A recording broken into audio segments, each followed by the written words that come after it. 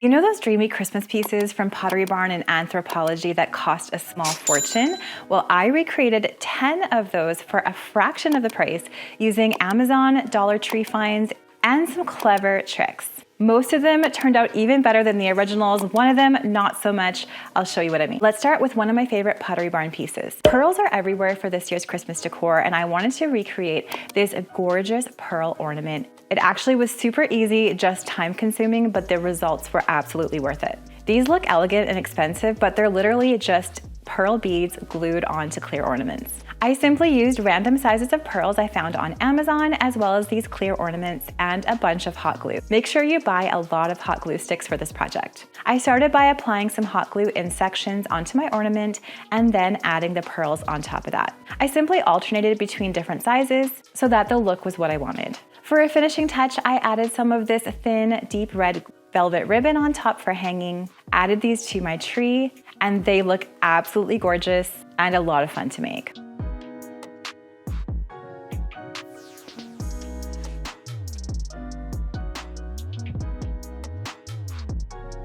Anthropologie's gingham bow ornaments are absolutely adorable, but for $24, I just don't think it's worth it to buy these. So I decided to make some using leftovers from an Amazon gingham sheet set that I bought.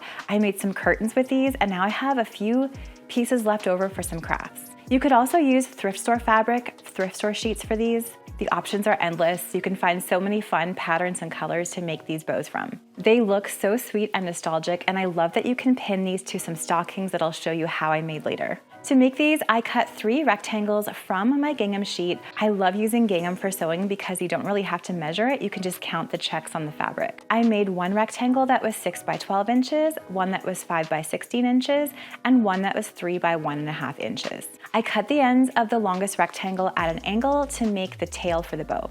Then I folded each piece in half, right sides together, and used my sewing machine to create a tube. You could also use fabric glue or hot glue for this. Then I turned this 6 by 12 inch piece right side out and sewed the ends together to create a loop.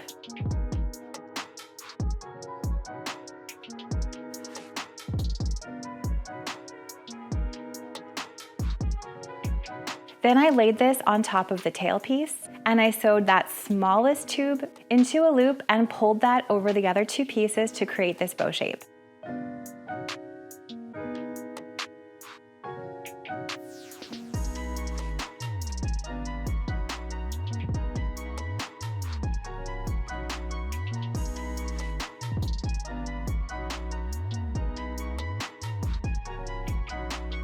Then I added a green pipe cleaner to the back to hang these on the tree. You could also use the pipe cleaner to hang these on a garland. And look how cute these turned out. You could also make an oversized bow and use it as a tree topper. Pottery Barn's gold dotted ornaments have that subtle shimmer that catches the light and looks so elegant on the tree. I thought these would also be super easy to recreate. Again, here I'm using those Amazon clear Christmas ornaments and taking some gold metallic craft glue and the end of my paintbrush and dabbing some dots on the front of the ornament. Once this was dry, I simply cut some velvet ribbon and tied it into a bow. Now, one tip here when you're tying velvet ribbon into a plain bow, just make sure to flip that last loop over so that all of the velvet faces the front. This is gonna give your velvet bow that higher end look. I glued this to the top front of my ornament, added some jute twine to hang it on top, and these look so pretty on my Christmas tree. I'm loving this shimmery, sophisticated look this year.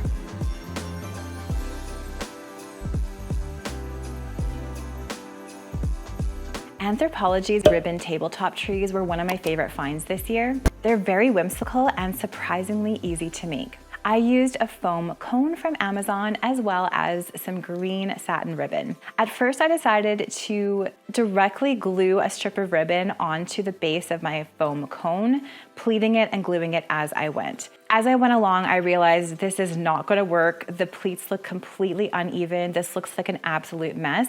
So I decided to change my strategy. I cut the ribbon into small pieces, about 2 to 3 inches long, folded each piece and glued each piece separately, overlapping them around the cone. I did this in overlapping rows and I love this look so much more. It looks a lot more structured and high end than my first attempt. And then when I got to the very top, I just made sure to cover that top point with some more ribbon. Then I tied a double bow with more of that green satin ribbon, glued it on top, and I love how this turned out.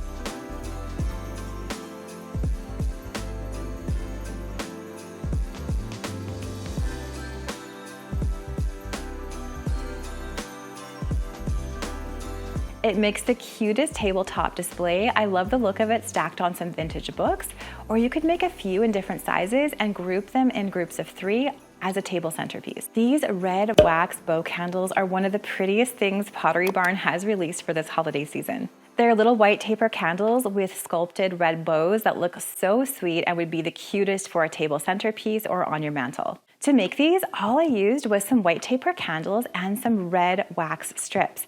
You can buy these on Amazon, and sometimes you can find them at craft stores as well. I simply took one of these strips, cut it in half, and warmed it up gently with my hands. Then I looped it into a bow shape and placed it where I wanted to on my white taper candle. Then I used a hair blow dryer to gently warm both the candle and the wax bow so that they would melt together. These look like designer candles, but they were so easy to make. They look so cute on the mantle, and imagine tying these with a velvet ribbon and giving them as a hostess gift this season. You could also change out the color of the wax strips and use these for really any season of the year. McGee Co's vintage-inspired holiday prints are so chic. I love the look of them, but you can easily recreate these with inexpensive prints.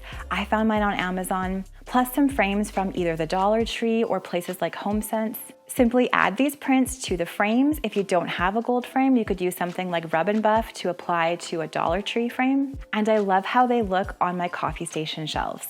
They add that vintage charm that I love during the holidays for a fraction of the price.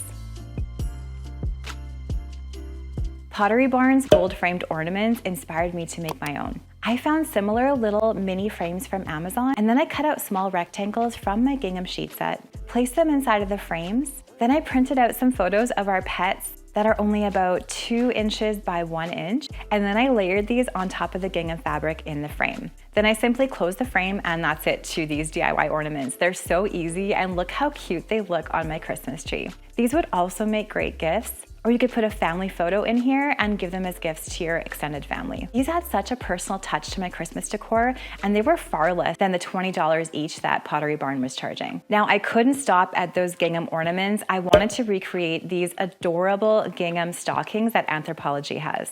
I made them from that same Amazon bedsheet that I've been using for a lot of these crafts, and then I finished them with the gingham bows that I made earlier. To make these, I used my own Christmas stocking pattern that I have on my blog, cozydiyhome.com, cut out 4 pieces of the main stocking piece for the lining and the exterior of the stockings. Then I cut out 2 pieces from the gingham fabric for the cuff and made sure that it bordered on the ruffled edge of my sheets for a sweet little finish. I sewed the lining and the outer part of the main stocking with my sewing machine. You could also use fabric glue or hot glue for this, leaving the top open. Then I sewed the cuff onto the exterior, placed the lining and the exterior right sides together, and sewed everything around the top, making sure to leave a hole so I could flip everything right side out and stuff that lining inside. I also made sure to add a velvet ribbon loop on the top side of my stocking before I sewed them together so that there was something I could hang these with. Once I turned everything right side out, I hand stitched that top hole shut, and then I pinned on one of those gingham bows. These look so similar to the Anthropologie stockings for a fraction of the price. Pottery Barn's velvet bow garland is absolutely gorgeous, but I think it's really expensive for what it is. I found deep red velvet ribbon on Amazon, and I'm simply going to create a whole bunch of double bows. Now here's how I make my double bows. I'm cutting a piece of velvet ribbon that's about 3 feet long. I'm making sure to angle those ends with my scissors. Then I'm wrapping one end of the ribbon around my pointer finger 3 times, and then I'm holding my pointer finger and my thumb about 3 to 4 inches apart, depending on the size that you want the bow. Then I'm wrapping that ribbon 2 times around my pointer finger and thumb, pulling the end of that ribbon up and over the center of the loops, then wrapping it around and pulling it through that loop. Once I take these off of my hand and adjust all of the loops, look how cute these turn out, and they're so easy to create. Then I took a length of jute twine and simply hot glued several of these bows onto the twine. I hung this on my mantle, layering it over top of a faux greenery garland, and I love how this turned out. Such a classy Christmas look and so easy to make.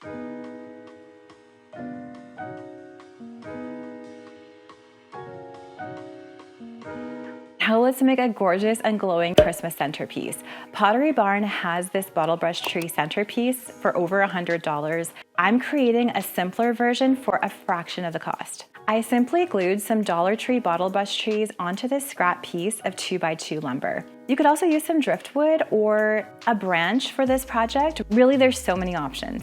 Once I glued the trees in place, I set this in the center of my table and wrapped some sparkling fairy lights around the trees. So simple, so gorgeous. I love how this turned out, and it looks especially beautiful in the evening. Let me know which of these designer dupe DIYs you like the best in those comments below. I would love to hear. And if you liked this video, you're gonna love watching this one next. I'm sharing more designer dupe Christmas DIY ideas made exclusively with Dollar Tree finds.